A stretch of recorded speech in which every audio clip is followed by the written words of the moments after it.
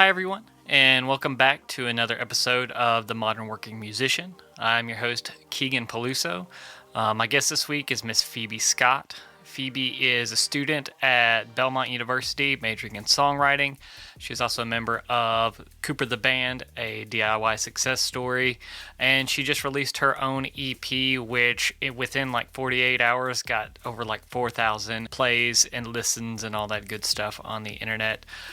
Phoebe is an amazing person. We get to talk about her transition from singing in what could be considered like an indie folk band into pop music, what it's like in the writer's room with some of the incredible artists and producers she gets to work with, what her life is like at Belmont University. And then we also get to talk about a subject that I think is really fascinating, and that is feminism in the music industry. We dabbled a little bit, but definitely left the door open to talk about this topic quite a bit more. Phoebe is amazingly sincere, incredibly passionate about what she does, and it is very evident from this conversation. So, without further ado, please enjoy this conversation with Miss Phoebe Scott.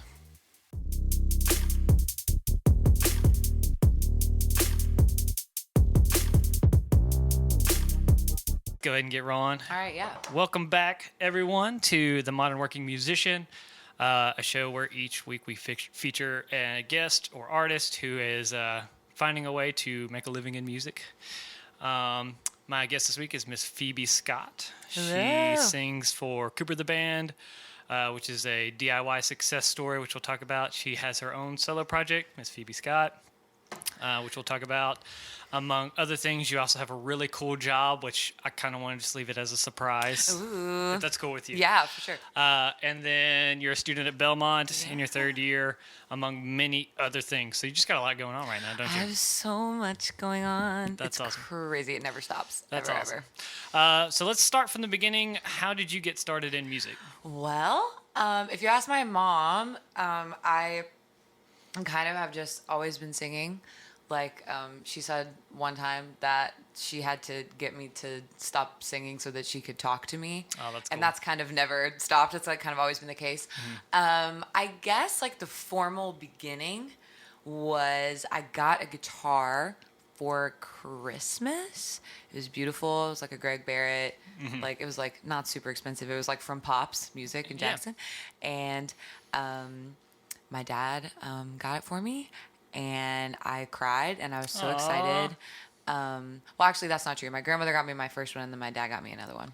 So that was really cool. But anyway, so I just started with that, and I don't know anything about theory. Like, I'm literally just starting to learn that right now. Really? But I would go on YouTube, and I would go, like, how to play an A chord, how to play a B chord. And I went through the whole alphabet of, like, major chords because I really thought that that's all that there was. Oh, yeah. And then somebody was like, it's like an E minor. And I was like, what is a minor chord? And so it's like really just been DIY like from the beginning. That's super cool though. My mom bought me guitar lessons, and then I never went because I was like 13 and I was belligerent, and I was like, don't tell me what to do. I can figure it out myself. Oh, yeah. Now I wish I had done that because I'm 20 Yeah. and I'm in guitar lessons now, and my teacher's like, have you ever heard of this? And I'm like, not once. Literally never heard of that ever. But, you know, it's kind of just been like a really interesting learning curve for me because it's always been, my whole life has kind of been very DIY. I'm kind of just like, if I wanted to do something, then I didn't make it happen for myself. And so that's kind of how that started out too. And then I started writing songs. I was always like writing lyrics and like singing them and thinking that I would remember them. But then when I got a guitar, I was like, oh, I'm actually like making songs now. Okay. So yeah. Awesome. Any formal music education, band, choir, anything? Well, it's weird because I did this thing. I went to Lexington High School in Lexington, go Tigers, and we had this thing called the Beta Club, which was like an academic club. Yeah. And they had this like show choir group talent thing. All right. And so that was really just like performance practice, I guess. So we like did a show and everything, and I played guitar for one of the things, so that was really fun. But that didn't really feel like I was being educated or whatever. But it was really just like practice. And then I guess my music education is very informal. was just like, and we'll talk about this, but just like performing with Coopertheband was just like, I was really young. Yeah. And we just kind of went in and that's pretty started awesome, talking and started performing, and that was kind of my education, was just learning from those guys. That's great though. You kind of just hit the ground running and got, because a lot of just being a music educator myself, like that's the biggest part of being a music educator is teaching kids how to perform and not be uncomfortable in front of a crowd. So, for that to be your main education, you kind of got like the hardest part out of the way. Right. So now you're in guitar lessons and stuff. It's like, compared to that, from an educator standpoint, it's way easier. Like, I can teach nuts and bolts all day. Right. Teach you how to not be afraid. That's the real challenge. And actually, I have a story about that. I can't believe I forgot to mention this, but I did, like, church choir for a long time, like, praise team kind of thing. And I guess it just, I always, like, it's hard for me to consider that as education because I really just felt like I was worshiping. Like, it didn't really feel like I was learning anything while I was doing it. But I definitely was. And like the whole reason I was able to get up on a stage with Cooper anyway is because I had all of that. I got you. And so I was really, really young. And my mom had like kind of made me sing for my pastor. And he was like, oh my gosh, like you should do this song, like whatever, like come on and do the song on Sunday morning. And I was like, oh my gosh, okay, I'm so ready. And so I practiced it at home. My mom was like, give me pointers, even though like she's not a vocalist. She's just, a pageant mom. But anyway, she was just being really encouraging. For sure. And then I got there on Sunday and I was like, I'm not going up there. I'm so scared. I'm not going up there. I'm not going up there. I'm not going up there. And I was crying. I was sobbing. I was freaking out. And my mom was like, you gave the church your word that you would go up and sing songs. She's a great mom. For sure. You would go up and sing the song, so you have to. And she was like, I will hold your hand while you do it, but you're going up there. And I was just like, fine. And I sang. I don't know if you've ever heard the song. I literally don't know who it's by. I keep bumping this. I literally don't know who it's by. But it's I am a promise. I am a possibility. I am a promise. So I sang that with my little I am a promise, my little like nasally little girl voice. And that was the first time that I ever like sang. Okay. And then I was on the choir for like 8 years, like from when I was like really young to when I went to college. And it just, and it's so funny that I forgot to mention that because it really didn't feel like I was being educated. Like it really felt like I was just there and I was worshiping and I was doing, what I was called to do. But then, through the process of like meeting Cooper and being part of that has been crazy just to see how much I have pulled from that, even though it didn't really feel super formal. So yeah, cool. What a great question. Awesome. I would like to unpack because there's a lot there that I really like to touch on. Would you consider like that moment when you perform by yourself for the church, and like making it through that? Was that kind of your jumping off point? Like, yes, I can do that. Like making it through that. Was it one of those, yes, I can do this things? I definitely feel like it must have been. All I remember is that I was really excited that I was done with it. I gotcha. So, but then, then I think the evidence of the answer to that question is just that I continued to do it. When they asked me on the praise team, I said yes. And when they gave me my own like lead microphone when I was 12, I said yes. And I like I was into it and I was so into it. And so I think that after I realized that I could do it, then I just didn't want to stop. But all I remember from that moment is like, I don't want to sit down. Yeah. Very cool. That's very comparable to distance running. I know we were talking about it earlier, but it's like your first 5K, you're like, thank God that is over. And then next thing you know, like you're signing up for a marathon like an idiot. It's like, I can never stop. Yeah, it's just like a natural progression. Very cool. Right. It's really cool your music education journey through church too is not historically very rare. Yeah. I used to teach choir. My wife's a choir director too, and the history of like choir music in the church is long-standing because that was music education for hundreds and hundreds of years until like the early 1900s and stuff. So yeah, it's really cool that you kind of got like the classic American music education. Very cool. Where it's just, everything used to be DIY. Everything used to be like, okay, get sheet music and figure it out. Right. And what am I like a little bit pissed that nobody stuck me in piano lessons when I was 8 and that I'm not a virtuoso? Absolutely. I'll probably be mad about that a little bit, like low-key for the rest of my life. We all are, yes. But it's, it's just where I ended up is great because I still have so much to learn. Yeah. So yeah, it's great. And you've got, even though you haven't been playing piano since you're 8, you've already got this other great set of skills that makes you specifically, and it's working out very well for you. So it's fantastic. Cool. So jumping into Coopertheband, you went to Cooper's church. So I didn't actually. Okay. I'm kind of like the only one that didn't. Oh, okay. Well, because I was really the one that they didn't know yet. Okay. So I played. Do you remember? It happened like forever ago in Jackson, and it was this show called Exit 82, and it was on JEA. It was like local cable. Oh, I might have been in college. You when might that have been. happened. Okay. But anyway, it was basically like an interview / like live performance show. Okay, it was cool. like kind of like Ed Sullivan, that kind of thing. It was like Gotcha. attempting to be kind of a late night show moment. Gotcha. And it was really interesting, and it ran for a couple I think it ran a couple of episodes. I don't think it happens anymore, but it was fun, because everybody could go to the show, and you had like live recordings of your songs after, so it was really fun. And so I got asked to be an artist on that, and I did my interview, and I had braces, and I was wearing a denim vest, and it was just really like not who I am anymore, but it was, I was so young. I think I was 15. Oh, wow. And I went up and I sang these songs that I had written they were all about boys, all of them. And I'm just like, literally nothing else you couldn't write about anything else. So they were all very sappy and emotional, like 15-year-old girl songs.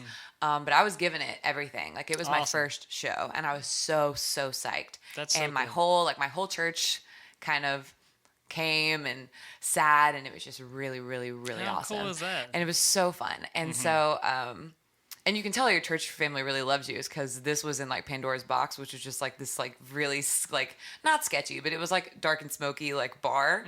And all of my church was just like, hey, like we're just here to see you. And I was like, oh my gosh, thank you for coming to this weird room. Yeah. But anyway, so they all showed up and I played my songs, and Cooper, is master videographer. And so he was running cameras for the show, kind of doing a freelance thing.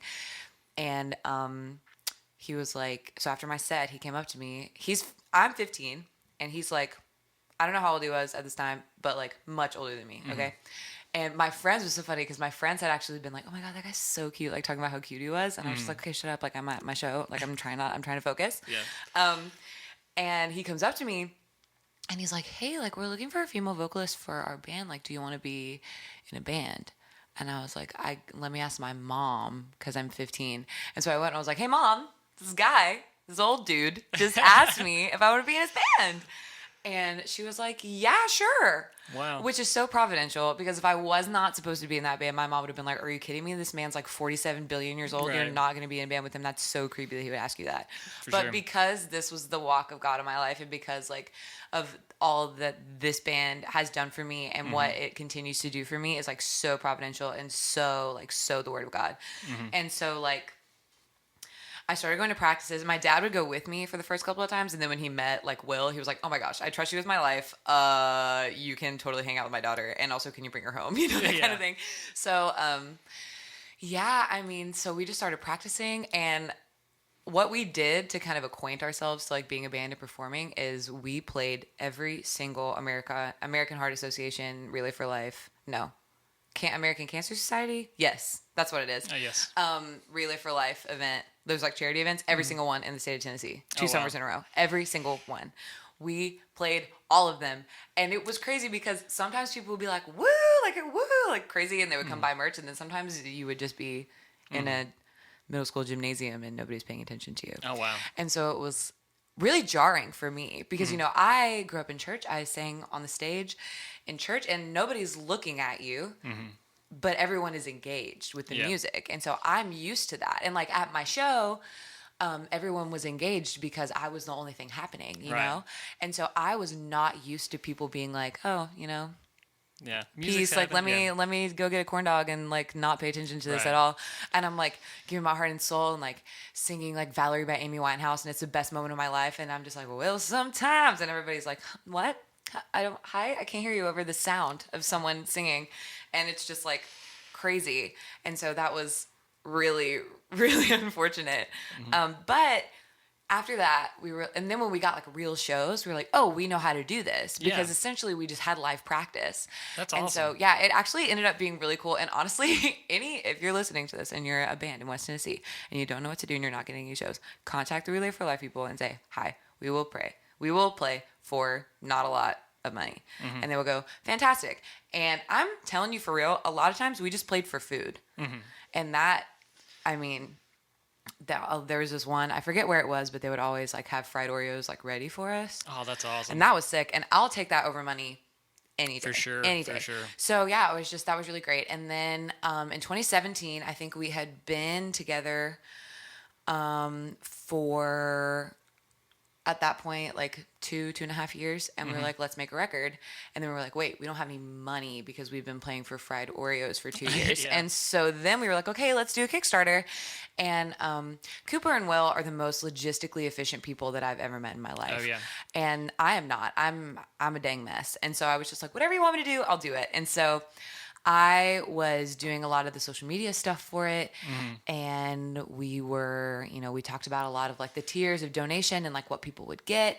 And we ended up kind of when it got down to the wire and we were just like, okay, if we don't hit this, then we're going to lose all of our money. It was like January of 2017 and we went out into the street of Jackson. I remember that. And we were handing out these little cards with our like moody band picture on the front. Yeah. And then on the back there was a QR code and the website and I was like, please help us. So we were literally just begging people on the street. Like we were singing, we were like, please, like we're worthy of this. Like please give us your money. Like we want to make a record so bad. And we were just giving people these cards. And of course it's Jackson, Tennessee. They're just like, thank you. And then they threw it away. Like I literally witnessed so many people just like look at it and drop it. And I was like, okay, first you're littering. And second of all, that's rude. And so it was so hard because we were begging people. We were like, please. And it's hard to ask people for money. It's really tough to beg people for their money. But we were really passionate about it. And we ended up like over funding. And so like we got new merch, we got vinyls pressed, and we still have so many of them left. So if you want a vinyl, please let me know. I need to snag a vinyl. I've got the album because I donated to the Kickstarter. Oh, so I got the album best. and something else. You might have got a t-shirt. That was tier 1. I don't even remember. It's but been anyway, that long. So we just did the best that we could do. And so we overfunded, we got new merch, we made the record, and I'm still so proud of it. Yeah. It's so good. Like, it's so good.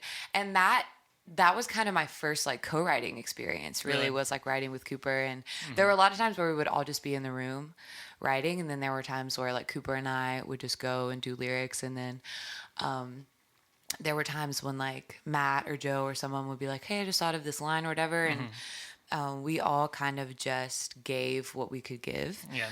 And it was really awesome. And then when it got down to like talking about percentages and stuff, which can sometimes like totally wreck you as a band, like it was just so easy. It was just like, I wrote most of the lyrics for the song. So, I mean, and I was fine with everybody taking an even cut, but then, and I was super young and I was just like, if you think that it's fair, then I think that it's fair because I trust you and I want you to get, and so our family dynamic like really worked for us in those like tough like financial situations. But and then we toured, we went everywhere. We went to Canada, which was crazy.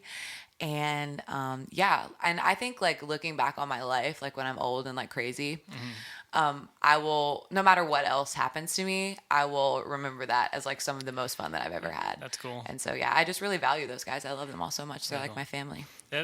Will and I were talking about that record last night because we were talking about certain things that are on the horizon and just how quickly the music industry changes now. Literally day by day. Which is kind of the overarching theme of this podcast, how there's like not really one thing to do anymore. There's a million things you can do. Just stick with it. But like with making that record, it's just something that you guys can be proud of for a long time, and regardless of what happens. Like, you did something really cool. Absolutely. There's one tune I want to talk to you about on that record that I'm pretty sure you wrote before. Collarbones? You wrote before and brought that to the band. What was your decision for that? There were several songs that were kind of like that I had written before. The thing about this record is that it was going to be a concept album about David from the Bible. And it still kind of is, like in the macro sense. But if you really like cut it down to like, veins and muscles, it is a record about the human experience. Cool. And it's just because we were going through a lot of life stuff. Like members were getting married, and a lot of them were having health issues, and I was having like really really tough times with my family and with my relationship with my boyfriend that I've now been with for 3 years. So that ended up really happily, but Good deal. it was like tough. Like we were all going through really, really tough stuff. And, Joe was graduating college, and Will was like transitioning a lot career wise. And we were all just trying to figure out like what to do. And there's no way that your life doesn't leak into what you're writing. Exactly. And so, I had written those songs, and I was just going to keep them because I was like, these songs are not about David. And so I was like, I'll just keep them for the next thing or whatever. And then the more we started talking about like what was going on in our lives, and the more we started talking about like how it all worked together and how we couldn't stop writing about the things that we were experiencing because we had to get it out. I was just like, maybe these songs will work. And so there's a song called Home on the record, and there's also a song called Collarbones. And they were both about my boyfriend at the who wasn't my boyfriend at the time, and just about like the really difficult emotional stuff that we were going through. Right. And I was just like, guys, I wrote this song, and I really just want to know. I just really need someone to hear it. Is really what it started out as. I was just like, And I was talking to my roommate about this. It's like, I never have a private thought. Like, if I have a thought, then I'm going to, like, tell it to somebody, or I'm going to tweet it, or I'm going to, like, call my mom and tell her or whatever. Yeah. So I was like, I don't have any private thoughts. And so when I had this song, I was like, I have this song and this thought and this feeling, like, captured in this song, and I need someone to hear it, is what it started out as. And so I played Home for them, and they were like, that's going on the record. And I was like, what? Are you kidding me? Like, this is, like, so stupid. This is dumb. It's about a boy. Like, you don't want it on your record. And they're like, no, this is great. And so that was really encouraging. And then a similar thing happened with Collarbones. I played them that, and I was like, oh, let me play you another one. And so I played that, and they were like, wow, this is gorgeous. And then they did like a whole, string arrangement of the track. And I was like, this is just so much bigger. Yeah. And it felt as big, like sonically, as it did for me to write it. And That's that was cool. like, really, it was just a really gorgeous thing where the record became what it needed to be for us at the time. And it has just really spoken to a lot of people wherever they've been at it. It continues to. And so it's just been really awesome. I think putting that unique human spin on the life of David is pretty cool. Because I think, it's just like any historical figure or anything. Yeah. It's really easy to put any historical figure and look at them through a certain lens. And Absolutely. David was a dude. He was messed up just a lot. Dude. Yeah. He was not a perfect and dude. I think that's why we kind of picked him. And that's why Cooper has just been like really into his stories, because like this guy's just like me. And it's really important for us to be able to see ourselves in the story of the Bible and to not separate ourselves from it. For sure. Because I mean, that's us. Like all of those like people who did like crazy, terrible things, and God redeemed them and took them through their tough situation. Like that's us. Yeah. And that's the whole reason that the Bible exists, is so that we can see broken people like us, like totally transformed by the Lord. For sure. And I think that that's why we picked it, is because we were like, this guy like fully exemplifies what it means to be human, and also to really try to be like God every day. So yeah. And also, he's a songwriter, he's a musician. And so we just really resonated with him. That's so cool. Yeah. Well, I'm so glad that album worked out, and I'm a huge fan of it. Oh, thank Cards you. on the Table, Collarbones, that's my favorite song. I didn't say anything. I didn't say that. All right. So, in the vein of your creative works right now, we can go ahead and jump into the record you just put out. This Isn't Fun Anymore. Yeah. Amazing tune. And I asked you this on Instagram, but I would like to get on the podcast too. If you had to compare it to 3 artists, what would you compare it to? Well, a lot of people have asked me this. I feel like my answer changes every time. Oh, yeah? But I've said that my music is kind of taking the turn for it to be, it's like if Taylor Swift and Billie Eilish were like hanging out, and they were having like a really deep talk, and then they went and like made a song. And on the surface, it's like really poppy and happy and interesting, like a Taylor Swift song. But then you dig a little deeper, and it's like kind of hurts, like a Billie Eilish song. Gotcha. And so that's kind of what I think. And I also say like shorthand, I'm just like, it's just like Billie Eilish if she wasn't like upset. Like if she had like a good day, I feel like she would write a song. Like I was ready. Billie Eilish having a good day. Having a good day. So like yeah. it.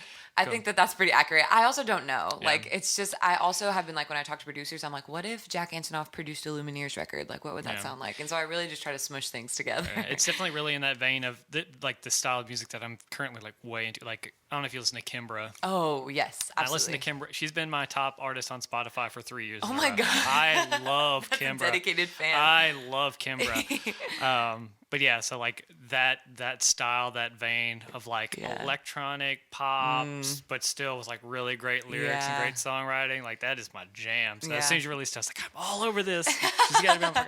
Incredible. So I would like to get into like the weeds on some of the logistics. Like how did you? Because Coopertheband's a very like indie rock alternative band. This is kind of diverged from that path quite a bit as far as like sonically and stuff goes. So how did you how was the writing process and how did it compare to like some of the other stuff you've written in the past? That's a really good question. So when I moved to Nashville, I met a lot of really excellent pop writers. And also I have just I'm into like, if it has good words, I'm into it. I'm more concerned with the lyric of a song than how it's produced, is how I've always been. Now, like coming to Nashville and having been very much exposed to like the production value and what goes into that and like DAW and all of this stuff has been really interesting to me. And now I can kind of be like, oh, like that's so cool, like what they did with the hi-hat there or whatever. Yeah. I have more of a critical ear. But it's always more about the song to me. Gotcha. Like the underlying lyric. And so I think that's why I was drawn so much to like the indie folk genre is because it's very lyric centric. And when I was starting out in Coopertheband, first of all, that was kind of Cooper's established genre already. Yeah. And so I just kind of was like, okay, great. I love this kind of music. I can totally write this, you know? And so that kind of was just an easy thing. But I listen to all kinds of music. Obviously, like I would die for Taylor Swift. I would literally lay down my life for her. No questions asked for any reason. Yeah, anybody that follows you on Instagram knows. They already know. They know. It's fine.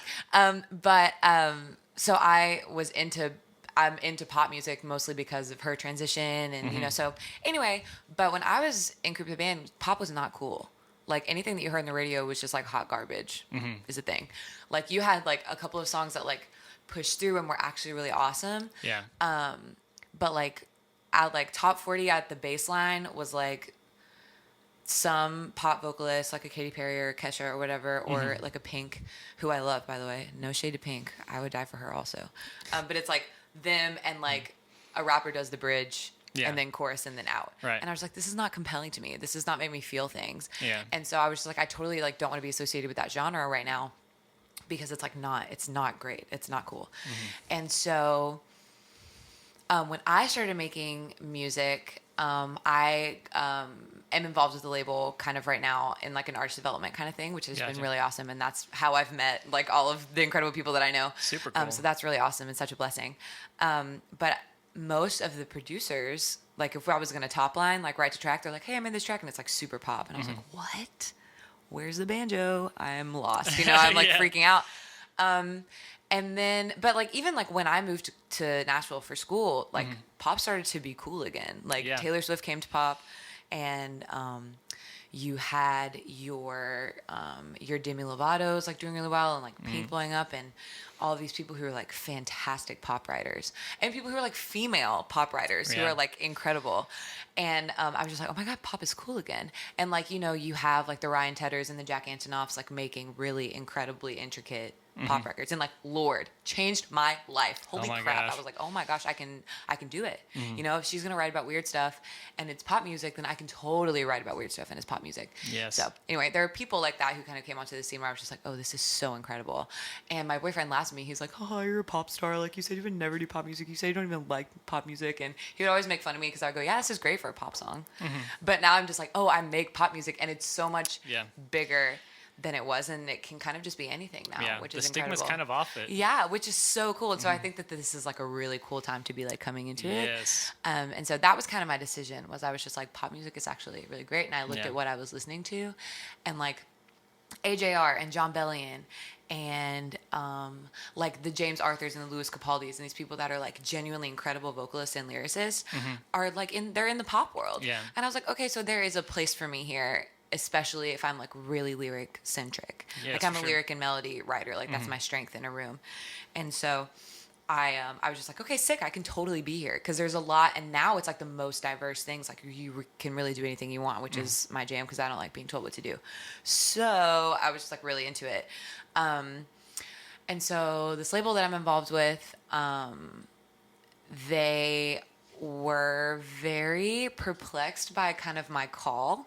Really? My call on my life was because I've had it prophesied over me in my very charismatic Southern church, which I love and stand by forever.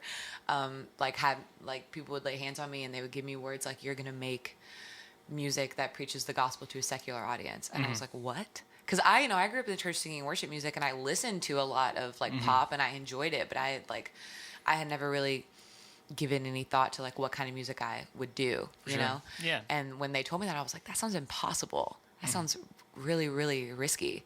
And it is. Like, it's really flighty. And you have people like, like Lauren Daigle and Chance the Rapper and Tori Kelly and people that are really bringing the Lord to the forefront of pop music and to like the commercial eye. And I was just like, well, I want to do that. And I've had it prophesied over me that that's the call in my life. And so when I am talking to people about how like, oh, this song is kind of about this, but it's also kind of about God. And it's also kind of about, that's kind of confusing sometimes because just like, who are you, know? And I've always felt like I can kind of pull from different areas. And so I said, I was like, can we just try this, And so I wrote, This Isn't Fun Anymore, which is about how I don't like going to parties and they make me uncomfortable. But it's also kind of about how when you get saved, things that were fun to you before are not fun to you anymore because your heart changes. And then another track on that single is called Reborn. And it's about this guy that I dated that really hurt me, but it's also kind of about the devil. Okay. And then Broken is a song about my dad, but it's also a song about healing, and it's also a song about how God is your father, and he can feel that in you, and how brokenness is a shared human thing, and how it's not a thing that you should have shame about, And so it's always just more to me. Yeah.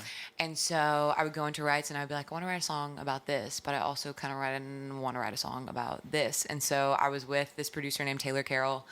He's out of LA. He's so talented. I love him so much. And he was just like, well, let's just write a song about both of those things and just see what happens. Cool. And I was like, sick. Okay. And so then we just called it Reborn. And I was just like, oh my God, sick. Like everybody's going to think this is like CCM, and then they're going to touch it and tap on it and play it. And they're going to be like, wait a second, what is this? And so, yeah, it's just been really interesting, the process. And I appreciate how much, the people at my label and the people, that I meet, like producers that I meet just like trusting me as an artist, and especially being younger and usually being the only woman in the room, which is just statistically accurate. That's not the fault of anybody except for like the system at large.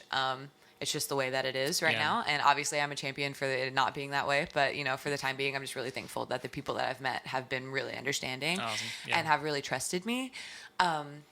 And that's the reason that these songs exist at all, is because, I went in to write Broken, which is the hardest song that I've ever written.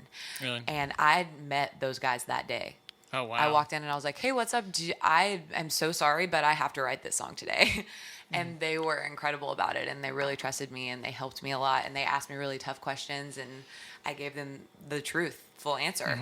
And that's the reason that the song was so good. I wrote that with Chris Clayton, who's with Integrity Music, and then I also Tony Wood, who's a curb word writer, was also in the room. Okay. And he's like, they're both just so incredible, and like Chris even was like, I know that this is really hard for you, and if you have to have any difficult conversations, like, please just call me, if you, and I was just, and them offering themselves to me as like a friend and their resource, it's just awesome. And like all of my producers have been that way. Yeah. So I don't know, I'm just really thankful. The community here is it's incredible, and they all just like care so much. Awesome. So I appreciate all of that. I think that's such a amazing and dare I say refreshing view on faith-based music too. 'Cause a lot of my experience with like a lot of like quote unquote like mainstream religious music is like it either is or it isn't. It's not, yeah. And it, you know, it's either all about God or it's not, and it's secular, and people are not that simple. You know, like faith is messy all the time, and it's so messy. So to be able to offer that unique perspective on your faith, coming to it like as a human, kind of like what we were talking about with David, like he was still a dude, you know, and so it's very refreshing, and that's one thing that makes the album so great is it just goes super deep. Thank you. Now I would, if we can, if we can't, that's totally fine. You're talking about you working in like artist development right now. Yeah. Is there any? Could you go into that sometime? I don't know what you can and cannot disclose. Oh yeah, I can definitely talk about it.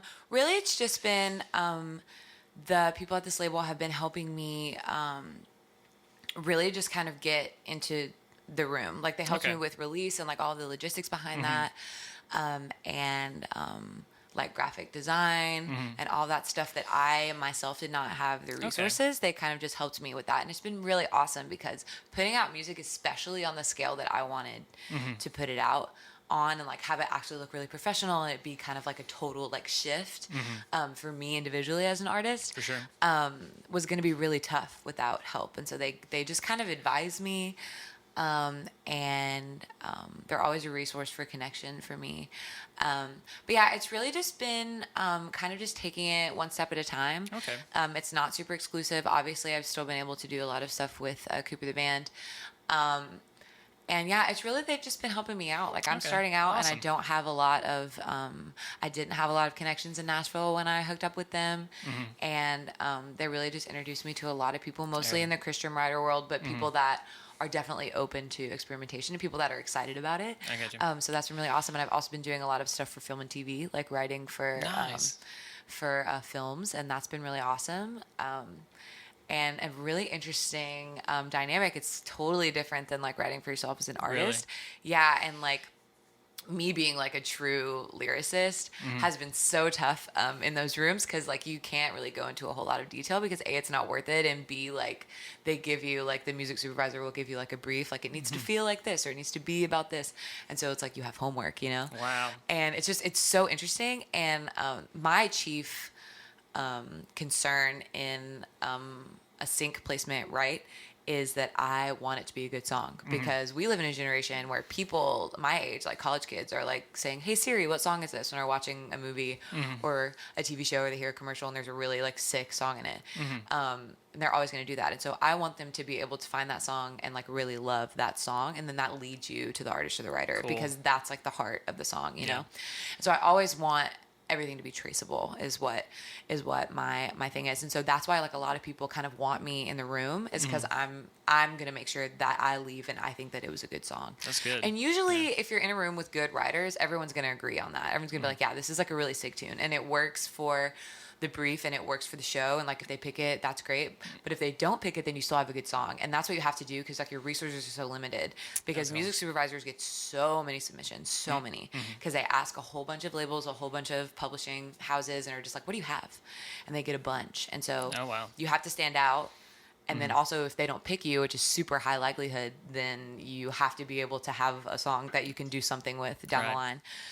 So yeah, it's really interesting. It's like it's something like I've never done before. So yeah, it's just been, they're just a resource for me. They've just been really awesome. Now, did you seek them out or did they find you? They just kind of found me. Really? Okay. Yeah, I was playing a show and with Coopertheband at the basement, and yeah, they were just like, hey, well, one of their radio people was there, and they told, you know, the higher up people there about me, and then I went on this like writing retreat with them. How cool. And it was just really fun. So I've just met some incredible people through them, and it's just been awesome, like really awesome. Like my community has just expanded, and the people that I know has been great. And like, even if, you know, I end up going a different direction or whatever, I've still like met incredible people that are not going to be like, oh, well, you're not like associated with the name anymore, so we're not going to associate with you anymore. Like there's no way that those people would do that to me. And it's just good to have friends. It's so good to have friends, especially in this town. So yeah, it's just been,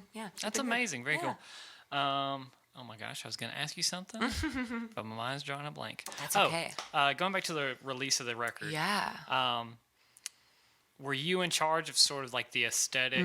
Because like coming out, you know, like not to just constantly compare with Coopertheband. Right. Like everything is, you talked about the shift to pop, and like the theme was very like pink and black, heavy on the record. Was that your decision, or was it a team decision? Yeah. It was very, very much teamwork. But I had always kind of associated the color pink with this song and with these tracks and with this project. And it was like, I wanted to show the album cover to me kind of represents, and like if it just looks cool, like that's also sick and that's like fine. But what it has always represented to me is because everything is super pink and super bright and super happy. And then I'm sitting there and I'm wearing all black and I look really bored. And I think that for me just shows who I want to be as an artist, like not like sad and bored, but like in this space where everything is like happy and joyful and everything's so fun and everything's a party and I can do whatever I want and all this stuff. Like I want to be totally different than that. Cool. Like I want to show the truth. I want to show like the dark underbelly of what it's like to be a person. Because I think that that's really like, it's really important. And so in the Bible, like a ton of times it says like be in the world, but don't be of the world. And I think that that's what I want. Cause I love Earth. I love humans. I love the things that people are able to do. I love all of it. In the release of your record, were there any like unforeseen hurdles that you didn't see coming that you kind of had to figure out on the fly? Mostly the thing. So the label gave me a lot of the like resources. I like the assets, the digital stuff that I could post, but I was the one that was in charge of the actual posting and the scheduling and like being like super present on social media. And I am not really like, I've always just kind of been like a casual user. And so that was kind of hard for me to be like, okay, like this is like my job now. And I'm still terrible at it. Like I haven't posted in a really long time. And it's like, and it's part of me is like super like, oh, like this sucks. And I don't want, like, I don't want to be like concerned with this. And I hate social media and blah, blah, blah. And that's kind of the relationship that I have with it. Like I enjoy it from time to time, but if I look at it for too long, it just takes away all my peace. Yeah. And I like totally hate that. I hate it so much. And so that was like the hardest thing for me was like, oh, I have to post today and I have to post today. And is everybody receiving it well? And like, what's my engagement and all this, like so terrible. And I hate it. It's such a chore. Yeah, and like I need to have a better attitude about it because I know that that's just the way that it is, and that's the way that we reach each other now, and that's just how it is, and I get that, and that's how I engage with artists, and so I should definitely expect it to be similar on the flip side. But I have a terrible attitude about it, and so and I'm fine admitting that, and I'm working on it. Okay, but that was the hardest thing for me was just like being like suddenly having to be concerned about that was probably the hardest thing. Have you looked into like batching tools? Like later. That's what I used for all of my stuff. Yeah, and so that's been that has been really helpful. And I would do a couple of things where I would do a couple of things in a day, and then they would all post, and I wouldn't have to worry about it. But even like. Just like being in school and everything, there are a ton of excuses, you know, and I'm trying really hard like every day not to make them. But I think just having to be really concerned about how I'm coming off in like a macro sense is like it's terrifying to me. It scares me and it exhausts me and it makes me upset.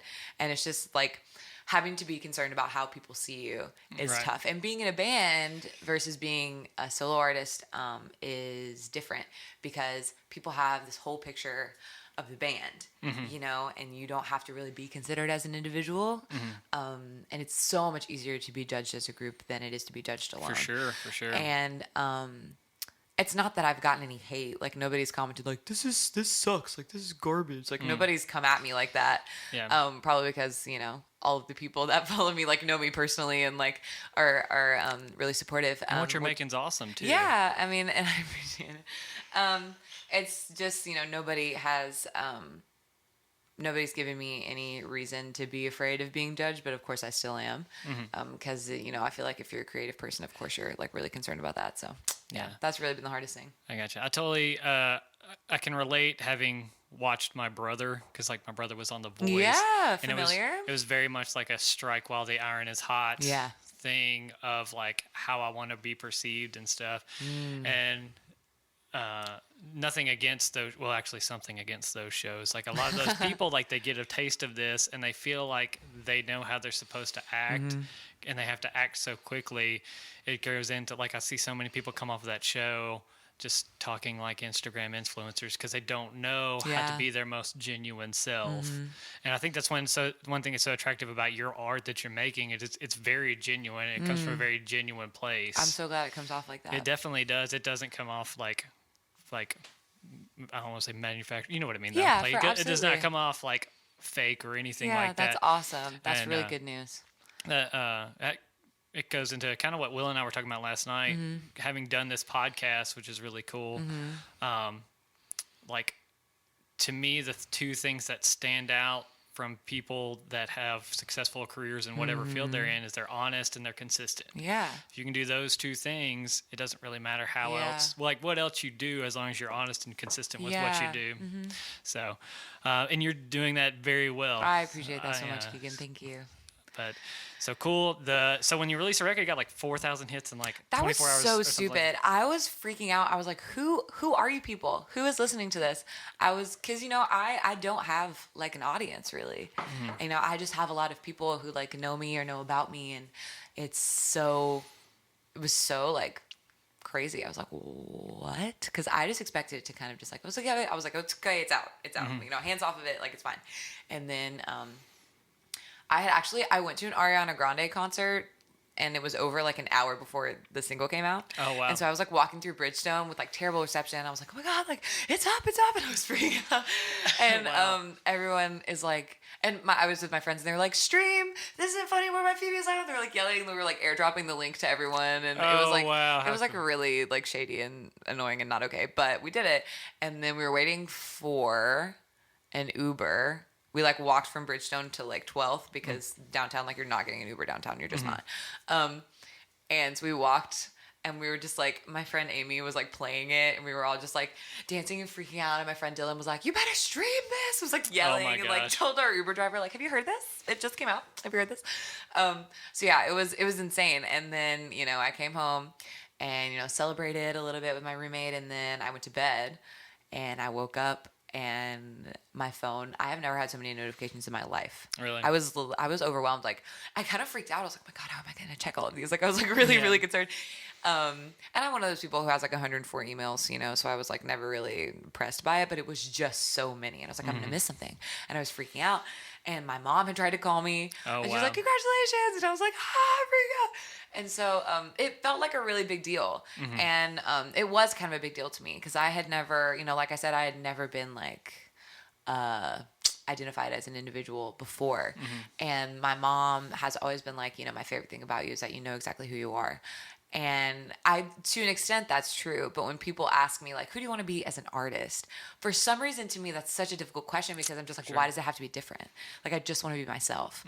And, like, I don't want to have a persona. I don't want that. And so for people to listen to it and be like, this sounds just like you and I can totally hear it and it's just you and it's awesome was just like so encouraging to me because I didn't want to be like, oh, like I've met her in real life. She's nothing like that. Like I didn't want that to be the thing because I have like so much imposter syndrome and I always feel like I'm putting on for people.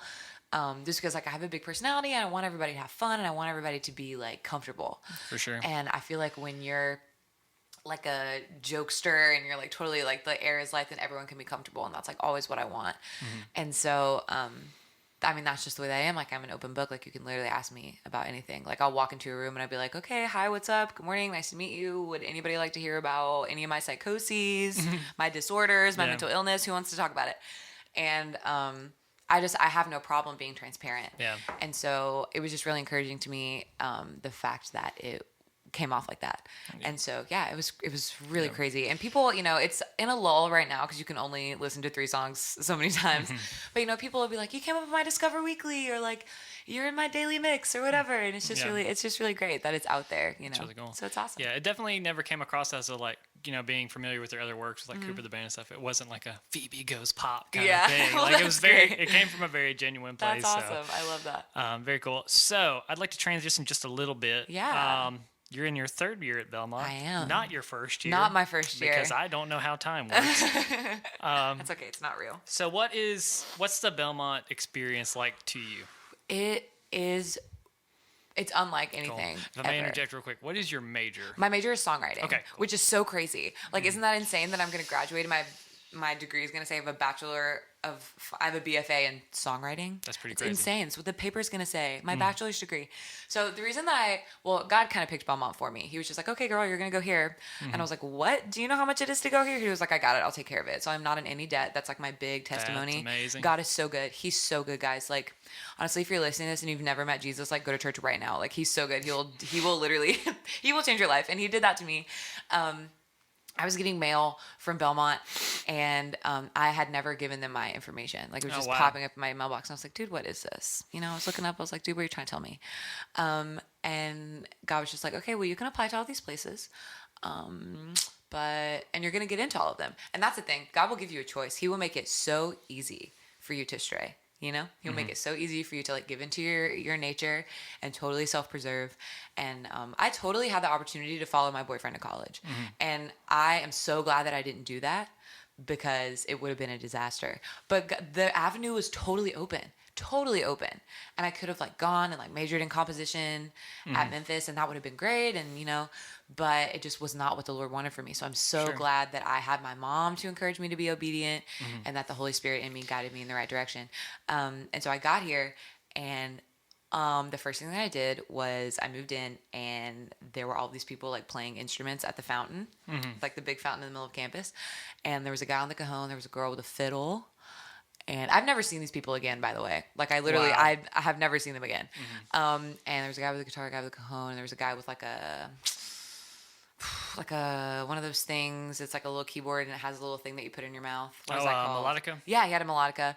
And like, it was crazy. We were doing like Maroon 5 and like all of these like stuff. So we were just like doing a bunch of covers, and I blew out my voice totally.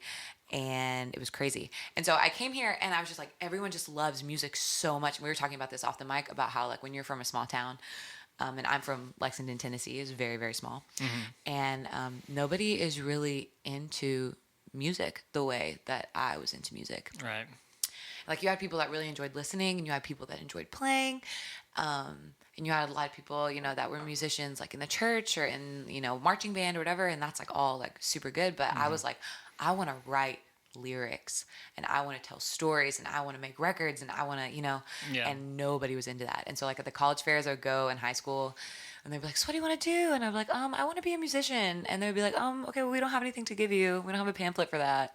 You know, like, do you want a pencil? You know, it's like, yeah, I'll take your freaking pencil, I guess. But it was just like, I felt so like outcasted, you know, I was just like, nobody is into this.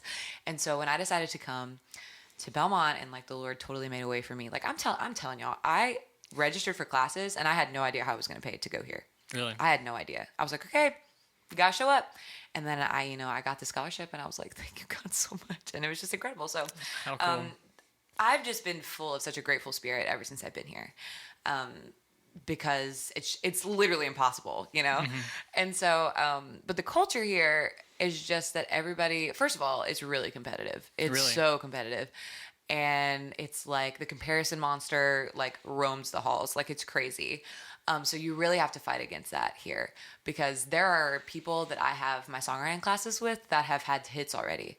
Oh, and wow. and just because, you know, anybody can put a song out, you know, and you have to totally like take the thoughts captive of like, I need to work harder, and I need to blah, blah, blah. And like, let those people encourage you to do your best. But like the comparison, and I did it today probably. And I'm just like, oh, I need to work harder. And like, maybe if I looked like them, maybe if I sounded like them, maybe if I wrote like them, like I need to get in the room with them and just like figure out what they're doing so that I can do it. Yeah. And it's so poisonous and so toxic. And I spent a lot of my freshman year in that mindset. Really? Where I was just like, oh, this is so like, everybody here's so good and so much better than me. And like, why am I even here? And it's so easy to slip into that.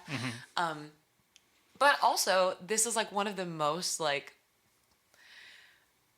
this is like one of the kindest environments that I've been in ever. Like, everyone is so nice and approachable, and like the staff, the administration here is just like really incredible. and it's a Christian school, but it doesn't really push that on you. Like there are people here that are Muslim and Jewish and all this stuff, and they feel like they belong here. And it's just because it's not about you have to be a Christian and you have to, and like obviously if you're in this environment, of course, like I want to speak the gospel to you, and I'm really involved in a campus ministry, and I like want to make sure that you know Jesus, but also I want to just love you. And that environment is so real here. Okay. And I just really love it. And also it's beautiful. Like the campus is like, my mom visits and she's like, this is what college looks like in the movies. Really? This is gorgeous, and there's flowers everywhere, Oh, cool. And it's definitely a different environment from like a Berkeley or whatever. Really? Because I know a lot of people that that have been there, are there, graduated from there, and I talked to them about Belmont, and they're just like, yeah, it's really not like that, because we're not just a music school. It's like we're a liberal arts college, and obviously like most people come here to major in music business, and that's my minor, and they come here because it's got like a really fantastic music business program. But like our College of Law is really high rated, and there are a lot of people that are in our nursing program and our PT program and our occupational therapy program.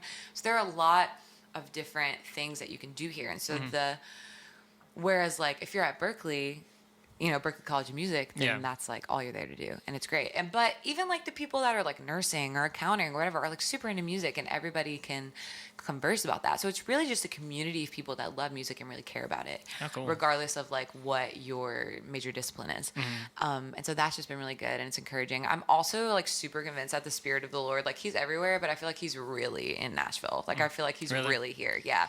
Because I walk around and I just feel it. Like everybody's just, even people that I talk to that don't know Jesus, they treat you with such kindness, and it's just because of the atmosphere. And I think that, there are a lot of really successful, like huge churches here. I go to a smaller church, but the Belonging is here, Cross Point is here, and all of the Ethos campuses. And so it's just like, there are a lot of churches here. Yeah. And kind of on the flip side to where like I live in Lexington, Tennessee, and there's a church on every corner. Right. The influence that the church has here is not so much as a moral point, which it is, but it's also just like so community based. Really? And so like we want to love you, and we want to take you under our wing, and we want to show you Jesus in the way that we act, and it's just incredible. And I feel that here at Belmont as well. But it's been great. And I think it's crazy that I'm able to like on Tuesday, Thursdays at like 9:30, I have a lyric writing class. Yeah, it's pretty amazing. It's so like, that's crazy. And my mom's just like, what are you doing? And I'm like, oh, I'm just doing my lyric writing homework. And she's like, what? That's cool so is that? crazy. Yeah. And I'm like taking like evolution of the popular song, and like also like elementary Spanish too, which is like, whatever. But like all of these, like, and I have, a guitar lesson that I'm doing for credit, and it's awesome. Just how it's an environment where you can grow. Awesome. And you really get out of it what you put into it, and that's true of everything. But yeah, I love it here. I really do. Go Bruins. Awesome. I'm gonna put you in a hypothetical. Let's say I am a high school kid, and I've sent you an email and said, Phoebe, I want to go to Belmont. What should I do? Like, what if you were in high school and you had to work to get to Belmont, and you had the opportunity, like you had 4 years in high school or something? What are some things you would put your mind towards if you had to go back and do it again? Man, well, I feel like the reason that I was able to make this happen is if you're a freshman and you've never heard about Jesus, you got to, because he's gonna help you a lot for your high school career. So the first thing I would be like, do you know Jesus? Have you ever heard of this guy? So that would be my first point. First step, find Jesus. Second step, go to school like it's your job. Because that was what I did. I was just like, I knew, I don't come from money. I'm from, like I keep saying, I'm from Lexington. There's not a lot of money there unless it's like old money, and I don't have that either. And so I knew that wherever I went, and I knew I wanted to go to college. I've always been like really passionate about education. I love school, and I knew that I wanted to go to college. And so I knew that I had to work really hard. And that's true of, like, even if your parents are loaded, like, they want to go to the Bahamas. They don't want to pay for your education. Like, so like the most, and a lot of it is based on like your financial need, but like go to school like it's your job. Because when you're in high school, that is your job. Like you might work I worked at a Maurice's, which is a clothing store. And I made minimum wage. But that wasn't my job. Like that was like how I like paid for Sonic on the weekends. My job was going to school. Yeah. And I went and I studied, and I tried to do better and better and better. And I graduated 13th in my class. Nice. My boyfriend graduated 3rd, and so he just like always wins, so that's great. Yeah, so I tried really hard, and my high school class was super smart. Like our top 10 were separated by like hundredths of a decimal. Wow. Like they were so smart, and I was 13th Torian, and I was just like, it's fine. And I just tried really hard all the time. And so that opens a lot of opportunity to you because it puts you really high in line for scholarships, especially the academic ones. Also apply for every single scholarship. I applied for so many dumb scholarships that I didn't even get, but I see now, it's like, if you're obedient to the Lord and you're like, okay, God, I trust you and I know you're going to make this happen, but I'm going to do my part too. And it's not so much that you're trying to make it happen for yourself. It's just that you're like, this is what I need, and I know that you're in control, and like this is the part that I'm going to do. And I applied for like the Hershey's Kisses scholarship, and the Discover Card college scholarship, and the Church's Chicken college scholarship.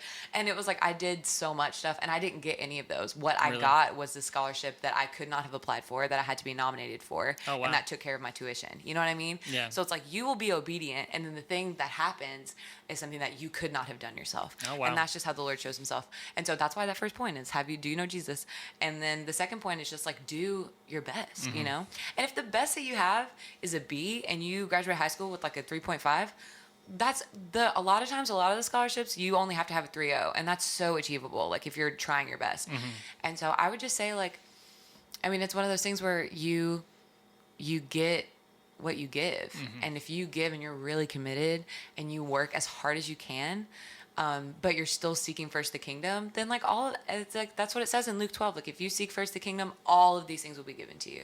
Gotcha. And the desires of your heart will be given to you by the Lord. And that's just what I want, what he wants always. And he wanted me to go here, and now I'm here, Gotcha. Cool. So yeah, it's just trust, hard work. Awesome. Trust the quick process. side note, how do you practice songwriting? Ooh. Because I know some people are just like write a lot. There's I don't know if you know who. Oh my gosh, her name is escaping me right now. She's amazing. Oh my gosh, she writes a song every day, and it's on like year 4 of everyday songwriting. Oh my gosh, she was on The Voice. She's good friends with my brother. Anyway, I'll put it in the show notes. Yeah, put it in the show notes. I've forgotten her name. It's gonna come to me mid conversation. Yes, you're gonna be like, well, she has strategies like right through the rut, this, that, and the other. And I've heard write a lot, write often, but do you have any methods for like just practicing your writing other than just write a lot? Definitely write a lot is a good strategy. I would say that the best way to prevent writer's block and to kind of through that rut is to pretend that it doesn't exist. Like pretend that you're not blocked. Really? And like just say like, because if you give into that, like, oh, I've got writer's block, I'm just gonna give up for today, then you have it. And it's in you. But if you go, I just don't have any ideas right now, I'm gonna go make some coffee and I'm gonna think it through. I'm gonna go for a walk and then I'll have an idea and I'll figure it out. And also, just like blurb. The thing, I have such a problem with like correcting as I go, because I'll just be like, and also my biggest issue, my poison is if I write a song and it's not coming out of me easily, I don't want to write it anymore. So just like writing through that. And Ed Sheeran says that,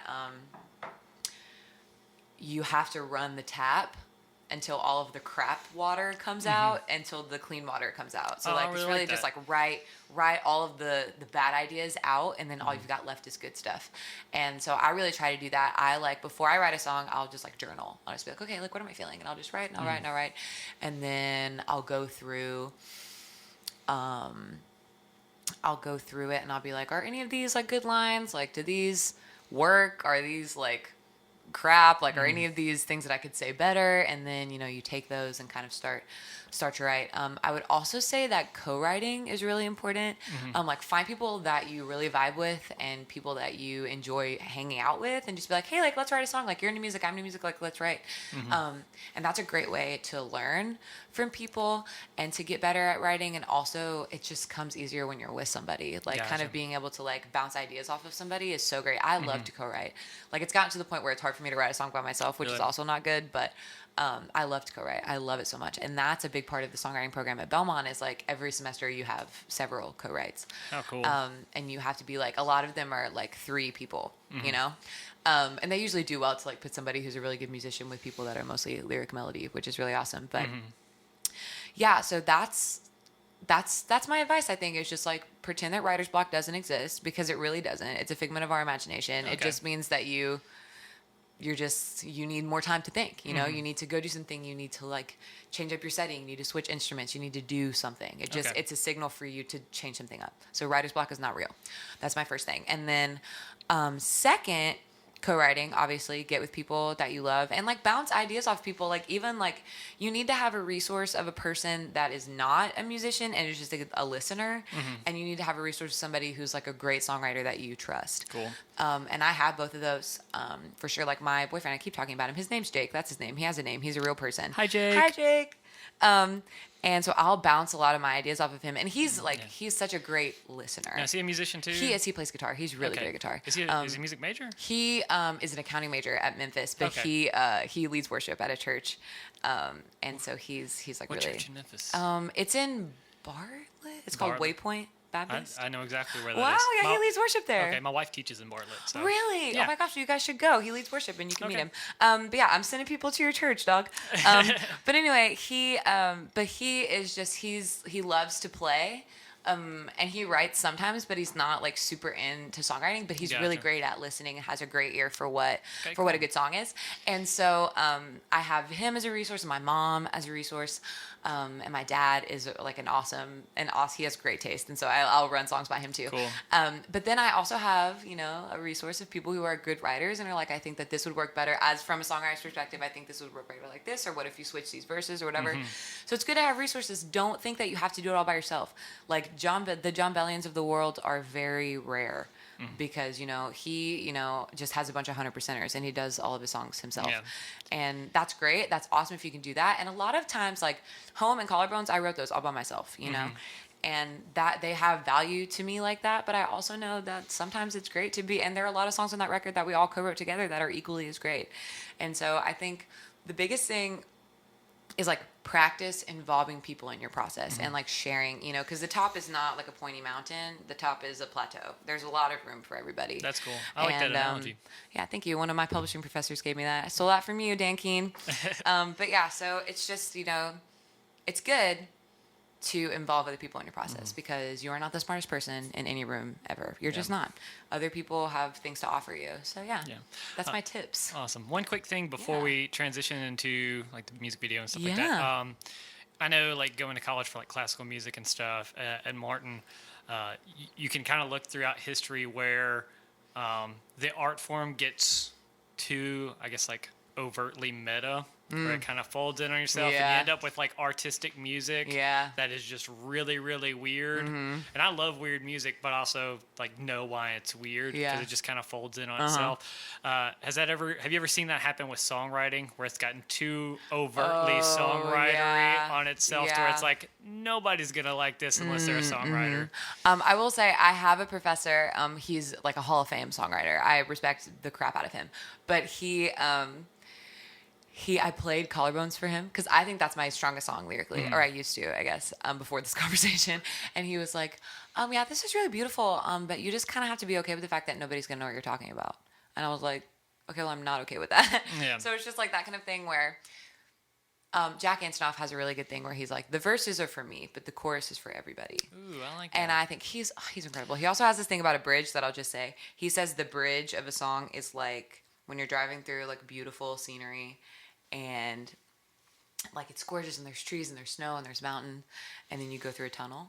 The bridge is the tunnel and it takes you away from like the scenery of a song and it makes you, and if it's a good bridge then it makes you miss it and it makes you anticipate it and then you come out on the other side and you see the scenery again. It's like totally new to you. That is incredible. That is so incredible. Smart. I love him. But anyway, so Jack Antonoff says, if you can bring all of your personal detail and all of your mourning and all of your grief and all of your pain and all your joy and everything into the verses and make those very intricate and cool, but you can make the chorus like so singable and so relatable, then like the song works. Because he has a song, it's called I Miss Those Days. He wrote it with Bleachers, his band. Highly recommend, it's so good. And he has like, you know, the verses are like, I was 16 in a van driving myself to Florida. Part of me never left that seat, or, you know, all of this stuff. And then the chorus is, I know I've been lost, but I miss those days. La la la la la la. I've been lost, but I miss those days. You know, I've been la la la la la lost, but I miss those days. And everybody can sing that, and everybody feels that. And then because of that, you feel like in the verse, you're just like, oh my gosh, Jack, I totally get that. Like, you know, I feel you, and I can see that because we all land the same way on this chorus. Definitely. And I think if you have a part of the song, if it's the hook, if it's like a pre, or if it's part of that bridge that everybody can latch onto, then they're going to be with you for the weird parts of the song. Right. And I'm here for the weird parts of the song. If you listen to Kingdoms, all of that, like I think we have maybe 2 songs in 4/4, 2.5, and everything else is like weird rhythms and weird imagery and weird chord changes and everything. But because we always focus on having some kind of hook that you could latch onto, everybody was in. Everybody's so in. And like even Collarbones is so weird, and then you have that and everybody's like, oh, this is like gorgeous. It goes with me. It's great. You know, if you're gonna say goodnight, then like do it slowly. Like let's do a long goodbye because I don't want to. You know, and everybody feels that. Like nobody went through exactly the same thing that I went through when I was writing that song, but everybody has been where I was in the chorus. And I think if you have that spot where people can be like, oh yeah, I totally feel this, then they're totally with you for the weird parts of the song. It makes so much total sense. I listen to a ton of Jason Isbell and like Cover Me Up. Praise. Like, like the lyrics, it fits what you're talking about to a T, because like the lyrics in the verse are super specific. And then you hit the chorus and you're like, dude, that is like spot. Anybody who's ever been in love knows exactly what he's talking about. So, and there are unique situations, but there are not unique emotions. We all have the same feelings, all of us. I did an episode with a songwriter friend of mine called Ben Ricketts. It was like 2 or 3 weeks ago, and we were talking about how sympathy tends to be a stronger emotion than empathy in songwriting, because we hear things that are so specific that we can't necessarily, we will never have been there before, but it makes us feel something that we felt in a different situation before. It's all about emotion. Yeah, it seems to be like if you get too broad and too vague, at least in your lyrics in the verse, to where everybody can relate to it, it seems it can come off cheap at sometimes. Definitely, for sure. Very cool. So I want to go ahead and jump into the music video because I know we've got a wrap here in the next little while. You have a music video coming out. Tell me about it. Well, we don't know exactly when it's coming out yet, but I'm filming it a week from yesterday. It's like really crazy because we don't have a location for it yet, but we're working on it. And it's been crazy because I've been doing this with Cooper, master videographer, and his crew, and then my label is helping me out with some logistical stuff. Cool. But other than that, it's kind of all on me, you know? Awesome. And I'm just trying to figure out like how to get people there and like how to feed them and how to make it, you know, good for them to come out. And our vision for it is really, it's for This Isn't Fun Anymore, and we really just want it to be like a party. Cool. To film a party, but also to show a party in the macro sense. So just like a generic college party, and then you zoom in on different areas of the party, and in a micro sense, like nobody's actually having fun. The party really sucks on a micro sense, because that's every single party that you'll ever go to. I've got a really cool idea. Yeah. If you need a location. Yeah. Okay. Great. It's not here though. Where is it? It's in Martin, Tennessee. Oh, okay. But I've got like we'll talk about it. We'll talk about it. Yeah. I mean, honestly, down for anything. I've got an idea. Yay. I've got a buddy that would open his doors, and the house is very like room centric, very separated. So anyway, might have to do it to him. We'll talk about it. Yeah. But yeah, so still just trying to work out the logistics of it. Really, it's just about getting people in a place and getting a place for the people to be in. Okay. And that's kind of the hardest thing. But I want it, and honestly, there was no budget for this. And so we're really just cashing in favors, and everybody's just been really great working with us. And so I'm excited about it. I'm hoping it'll be out sometime in March. Don't hold me to that though. I'm hoping that it will be. And it's just going to be super fun, super cool. I just think this song is such a visual song. And I want the story of it to be very apparent. And so that's why I chose this one to go in on the music video front with. So yeah, definitely. I'm excited about it. Cool. Well, Sorry, I just got a text message on No, my you're phone. good. Well, I was going to talk to you about the logistics, but I think you did a very good job of that Yeah. already. All right, I really want to talk about this, and I don't want to burn up a bunch of time. So one thing we talked about before this discussion was diving into a little bit of, I guess, what it means to be a woman in this industry now, and even in the pop industry. Like, what do you feel has changed over the last maybe 20 years, 30 years? What do you feel still needs to change? Yeah. What do you feel has stayed the same? I know it's kind of a lengthy question. No, it Feel is. No, I've got it. Yeah, for okay. sure. Well, what it has meant to me to be a woman in the industry has been, well, I started on Coopertheband. That's all dudes. And a lot of times, my female perspective was hard to come across, and that's nobody's fault. Like, it's hard to understand someone that's so different from you. It really is. Yeah. But I think because I trusted those guys and loved them so much, they were always willing to listen to me. And that was really awesome. And then when I moved to Nashville, there were a lot of rooms that I was in where the things that I was writing about, I was expected to talk about them in a certain way. Really? Like, I was in a write one time with this producer, and he said, why don't you just write about this like you were a guy? And I was like, what do you mean? He was like, I don't know, your lyrics just sound kind of girly. And I was like, what do you mean by that? And he was just like, I don't know, I think it's just the way you're singing it. And I'm like, with my female voice, so it's just like, it's always what my experience is, just that what I'm doing is just not good enough. Really? Because the standard is, I want you to do this like I would do it, and it's usually a guy saying that. And I'm just like, so what I think has changed over the years is when there were not a lot of female songwriters, especially like 20s, 30s, not a lot. It was always, and the songs that women were singing about men were written by men. And so really, the perspective, the perspective of like there's a song by Ruth Brown, Mama, he treats your daughter mean, and it's written by men. So it's like, this is how you must feel when somebody treats you terribly. And I'm just like, well, what about how she really feels? Like, talk to her, And so a lot of times it's just like, okay, I, the male songwriter, am going to write for you how you feel in this situation. And the deep, like the underbelly of that is because I think that I understand you. And the truth is that nobody really ever truly understands another person. And that's why a relationship is so much about communication. For sure. And so there are a lot of things, and there are a lot of times in a write where I have to be like, yeah, I wouldn't say that. And there are a lot of, I have been writing for a film where the main character, the protagonist, is a teenage girl. And I'll be in writes with predominantly men. Again, that just has to do with statistics.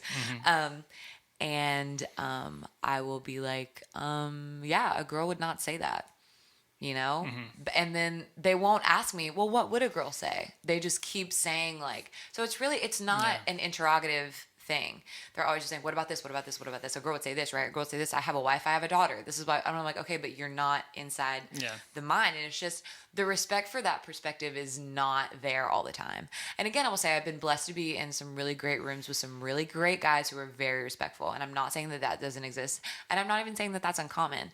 But what I am saying is that the female perspective is totally, totally watered down by male writers who are in there and are like, I think that this is what you think, and I'm right, And then there are a lot of women, especially young women, where it's just like, this, and it's usually a younger woman with older men in the room who have a lot of experience.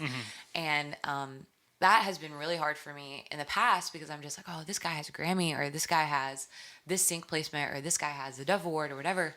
I have no place to be telling him what I should say, but I'm writing a song for my record. Yeah. Like I do have a place, Exactly. And so I think, so what has changed is that a lot of women are writing their own songs now, like Julia Michaels and Taylor Swift and Lorde is like all have a huge hand in their writing process. And I think that's fantastic. And that has really paved the way for me as a writer and has shown me what I have the power to do and what I'm able to do. and what I'm allowed to do, because there really are no rules, you know? And so that's been really inspiring. So I think what really needs to change is that people need to understand that a woman's perspective is not so different that it's not important. It is different. It's so different. Women and men are different. I'm not one of those, I am a feminist, but I'm not a feminist who thinks that men and women are exactly the same.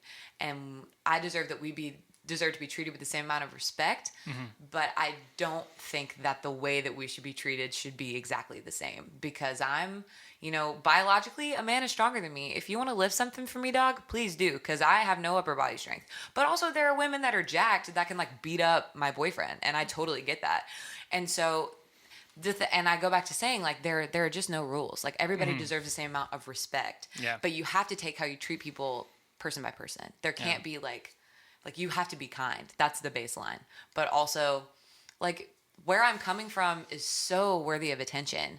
And the female experience, especially in America, is so worthy of attention. We go through things that men will never understand. And men go through things that I will never understand. And that's why the perspective is so important. Of, you deserve my respect and my attention, and your voice is important, and your story is important.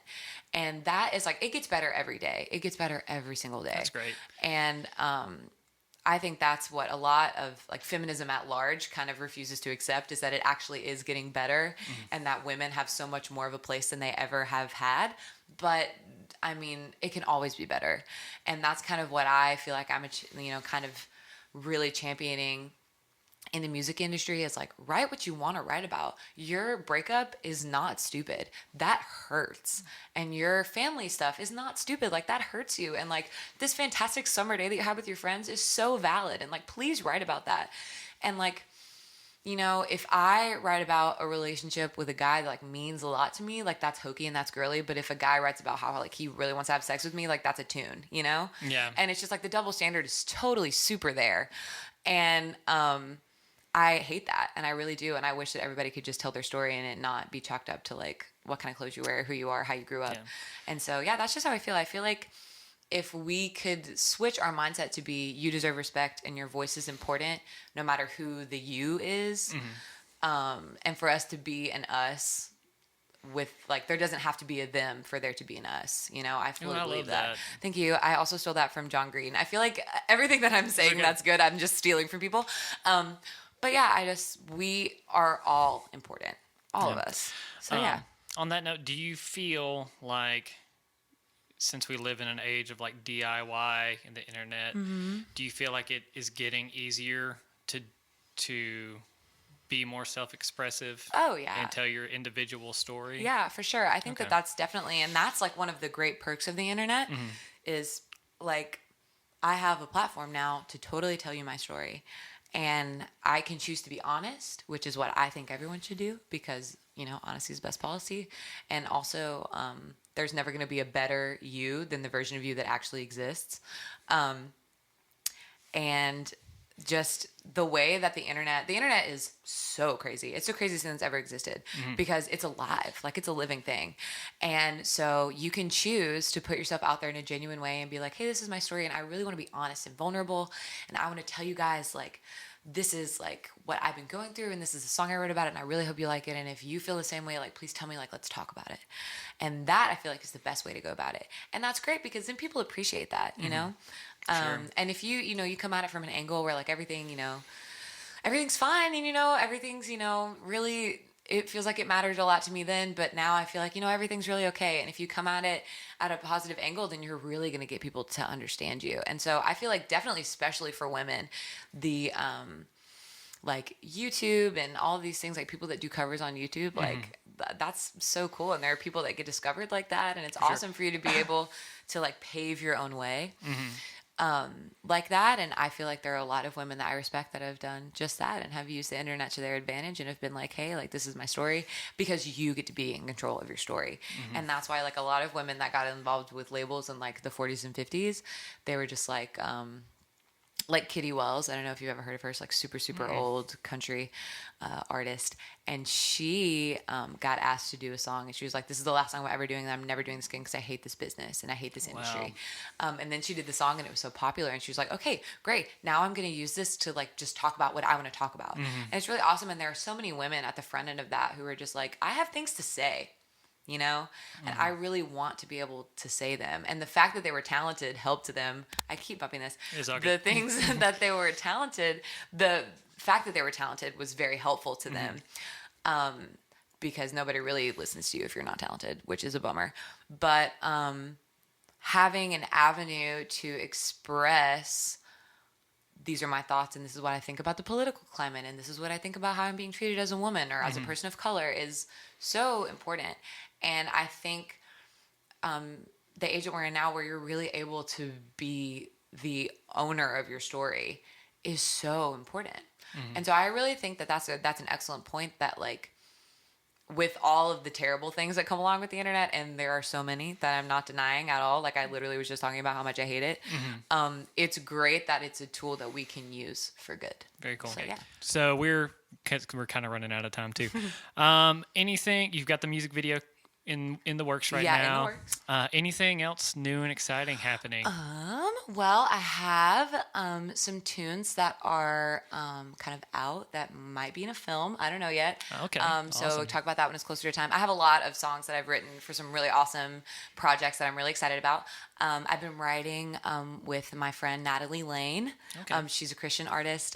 She has a record coming out soon, and I wrote a song on there with her called Where Does Time Go? And we're actually tracking it today. So that's coming soon. Awesome. So really excited about that. And yeah, I'm constantly writing a bunch of stuff. So Cool. Hopefully some new things are in the works Very cool. soon. But yeah, right now I'm just kind of in a season of writing and waiting. So Cool. that's where I'm at. That is a perfect transition to this next question. Where can people find you? Oh, well, girl, let me tell you. I am at Phoebe, Phoebe is loud, on all the things, my Facebook, my Instagram, my YouTube, and everything. But yeah, so just follow me. I'm actually gonna start trying to do like cover videos on YouTube, so that people can, because I love doing covers. I think it's so fun. So my YouTube is Phoebe is Loud, and you can subscribe to me there, and follow me on Instagram and like my Facebook page and all that fun stuff. Cool. Well, Yeah. Phoebe, it has been a pleasure. It's been so fun. This is really good. We knocked out 90 minutes. That is rocking. Yeah, That's incredible. 90 minutes. So this might be my longest interview yet. So Ooh, heck yeah. it's because I just talk and talk and talk. It's because you are so filled with much. Too much. I accidentally quit recording too early. All right.